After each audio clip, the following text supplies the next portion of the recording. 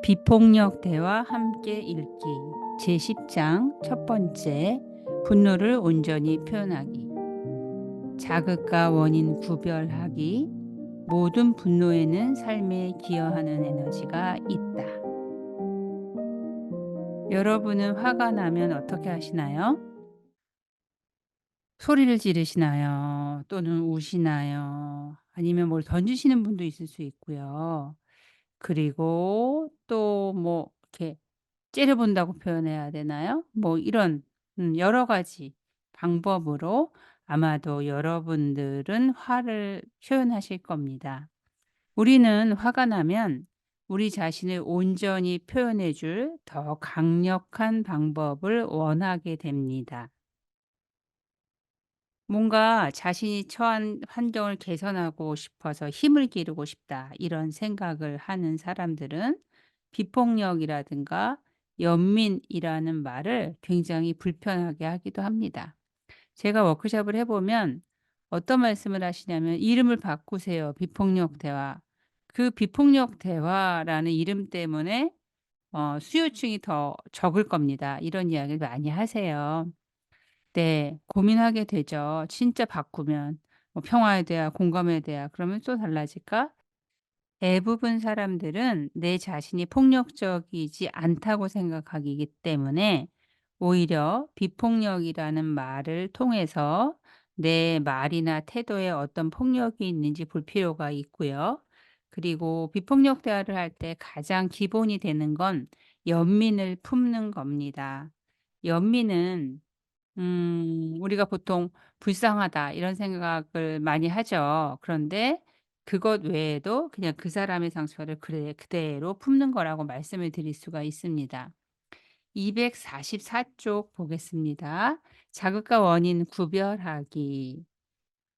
MBC로 분노를 충분히 표현하는 첫 단계는 다른 사람들을 우리의 분노에 대한 책임에서 완전히 분리시키는 것이다. 무슨 이야기냐면 내가 화가 나면 내가 화가 난 이유가 누구 때문이라고 많이 생각하게 되죠. 그래서 '그 사람이 나를 화나게 만들었어. 그 사람 때문에 화가 났어.' 이런 말들을 많이 하게 되는데 그것이 아니고 내가 이런 생각들을 하면서 더 화를 내고 있다라는 것을 알 필요가 있겠죠. 그래서 우리가 화가 나는 것은 결코 다른 사람의 말이나 행동 때문이 아닙니다. 그러면 분노의 원인은 무엇인가? 죄책감을 동기로 이용하는 사회에서는 자극과 원인을 혼동하게 하는데요. 우리가 주로 하는 말들을 잘 보시면 뭐 책에서 나온 예처럼 "내 생일에 네가 없어서 정말 실망했어." 이러면 어떻게 들리세요? 내가 없어서 제가 실망했어요. 저 친구의 실망의 원인은 나예요. 그래서 죄책감을 갖게 되죠. 그래서 마치 누군가의 감정의 원인이 나인 것처럼 오해하게 되는데 실은 내가 그 생일에 가지 않은 것은 그 친구가 실망할 수 있는 자극이 될 수 있지만 그 실망의 분노의 원인은 어떤 생각들이죠. 그래서 4번 보시면 "분노의 원인은 비난하고 판단하는 우리의 생각 속에 있다."라고 말할 수 있습니다. 246 쪽에 보시면 이런 구절이 나와요. 예컨대 어떤 사람이 약속 시간에 늦었을 때 그 사람이 우리와 한 약속을 중요하게 여겨주기를 바란다면 우리는 마음의 상처를 입거나 섭섭했을 것이다.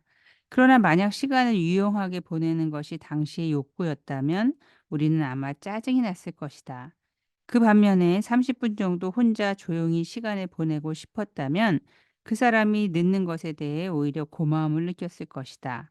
그러므로 우리 느낌의 원인은 다른 사람의 행동이 아니라 그 순간의 우리 욕구이다. 상대방의 관심이든 효율성이든 혹은 혼자만의 시간이든 간에 자신의 욕구와 연결될 때 우리는 삶의 활력을 느낄 수 있다. 그렇게 되면 우리는 강한 느낌을 가질 수는 있어도 분노하지는 않는다. 분노란 자신의 욕구에서 단절된 삶을 소외시키는 사고방식의 결과이다. 분노는 우리가 마음 안에서 충족되지 않는 자신의 욕구에 초점을 맞추는 대신 머리로 올라가 다른 사람을 비판하고 분석하고 있음을 보여준다. 네. 여러분들 어떠세요? 내가 화를 낼 때는 굉장히 이성적이지 못하죠. 그리고 내 안에서 그동안의 경험을 다 엮어서 비난하고 있어요. 그래서 비폭력 대화에서는 제안합니다. 우리가 원하는 것을 찾을 희망이 있는 곳에 의식의 불을 밝히자. 네. 우리가 원하는 것을 찾지 못하는 곳에 막 내가 불을 밝히면서 흥분하지 말고 내가 원하는 것을 찾을 희망이 있는 곳에 의식의 불을 밝히자. 이것은 무슨 말일까요? 상대의 느낌과 욕구와 완전히 함께 있는 순간에 우리는 분노하지 않을 수 있고, 또는 나의 느낌과 욕구에 내 의식의 불을 밝힐 때 우리는 비로소 삶의 변화를 느낄 수 있습니다. 네, 247쪽 모든 분노에는 삶에 기여하는 에너지가 있다. 우리는 뭐 욕을 하거나 고함을 치거나 때리거나 부수거나 이러지 않으면 폭력적이지 않다고 오해하는데요. 다른 사람을 판단하는 것 자체가 폭력을 부추기는 것입니다. 저 사람은 나쁜 사람이야. 저 사람은 벌을 받아야 돼. 이것 자체가 폭력을 부추긴다라고 말을 하고 있습니다. 네, 2번 보시면 분노를 자신을 일깨우는 자명적으로 활용한다. 네, 우리의 모든 분노의 중심에는 충족되지 못한 욕구가 있습니다. 그래서 우리가 분노를 우리에게 충족되지 않는 욕구가 있고, 지금 그 욕구가 충족될 가능성이 낮은 방식으로 생각하고 있다는 것을 깨닫게 해 주는 자명종으로 분노를 활용한다면 분노는 아주 중요한 역할을 하게 된다는 의미입니다. 네, 세 번째, 분노는 다른 사람을 보여주는데 우리의 에너지를 소모시킨다. 네, 여러분도 에너지 빵빵하세요? 에너지가 물론 많을 때도 있지만 떨어질 때도 있잖아요. 아프거나 집안에 어떤 일이 있거나 그러면.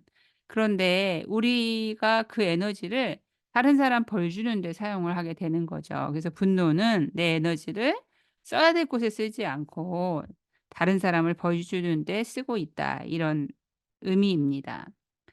네 번째는 우리가 자기 욕구를 의식하면 분노는 삶에 기여하는 느낌으로 바뀝니다. 이건 무슨 말이냐면, 네, 우리가 '아 지금 내가 화가 나는 이유가 있구나. 뭔가 충족이 안 됐어.' 이러면서 알아차리면 상대나 또는 나에게 기여할 수 있는 기회가 되기도 한다는 거죠. 다섯 번째, 폭력은 다른 사람이 우리 고통의 원인이며 그러므로 그가 처벌받아야 한다는 믿음에서 나온다. 1 번하고 같은 말입니다. 그래서 우리가 뭔가 상대를 판단하고 벌 줘야 된다는 생각을 할 때 우리는 폭력적이 된다라고 볼 수가 있고요. 굉장히 중요한 말이 나옵니다. 247 쪽에 보면 의로운 분노라는 표현이 나오는데요. 분노가 정당한 상황도 있지 않습니까? 예를 들자면 무분별하게 환경을 오염시키는 경우처럼 의로운 분노가 필요할 때도 있지 않습니까? 네, 이렇게 말할 때 있죠. 그리고 우리도 이런 생각을 할 때가 있습니다. '이거 참아야 되는 거야? 이건 일어나야 되는 거야?' 뭐 이렇게 표현을 하기도 하는데요. 우리가 그런 의로운 분노라고 생각될 때 그 뒤에 어떤 생각을 하고 있나 볼 필요가 있습니다. 보통 어때요? '무책임한 행동이야 저건.' 뭐 '저건 반대로 또 양심적인 행동이야.' '저 사람은 탐욕스러운 사람이지. 저 사람은 도덕적인 사람이야.' 이렇게 평가하고 판단할 때 우리는 화가 나고 그것을 의로운 분노라고 착각을 해요. 그런데 그때에도 마샬은 이렇게 말합니다. 의로운 분노에 동참하는 대신 자신과 다른 사람의 욕구에 연결하라. 계속해서 비폭력 대하는 욕구를 이야기하는데요. 내가 그 순간 어떤 순간에도 나의 욕구와 상대의 욕구에 연결하면 우리는 다른 세상을 만날 수가 있다고 말씀드릴 수가 있어요. 예를 들자면 이런 거예요. "나는 그 사람들이 뭐뭐 했기 때문에 화가 난다." 이렇게 말을 하잖아요. 그래서 내 화는 다 옆에 있는 사람들 때문에 나요. 그런데 나의 욕구에 초점을 맞춰서 말을 하는 거죠. "나는 뭐뭐가 필요하기 때문에 중요하기 때문에 화가 난다." "저 친구가 내 생일에 안 와서 화가 난다." 이것이 아니고 "나는 저 친구와 함께 있고 싶었기 때문에 화가 난다." 저 사람이 나한테 반말을 했기 때문에 화가 나는 거야. 이게 아니고 나는 존중이 중요하기 때문에 화가 난다. 이렇게 내 마음을 잘 연결할 수 있다는 거고요. 그럴 때 내 표현은 분노로 표현되는 것이 아니고 부탁으로 표현될 수가 있겠죠. 네, 여러분들 오랜만에 뵀어요. 아버지께서 쓰러지셔서 2달 넘게 병간호를 하고 있는데 이제 조금 아버지가 많이 회복되셔서 시간이 좀 생겼고요. 이제부터 3월 달부터는 여러분들 자주 뵈러 오겠습니다. 봄이에요. 그죠? 오늘도 함께 해 주셔서 고맙습니다. YJ MBC 이윤정이었습니다. 감사합니다.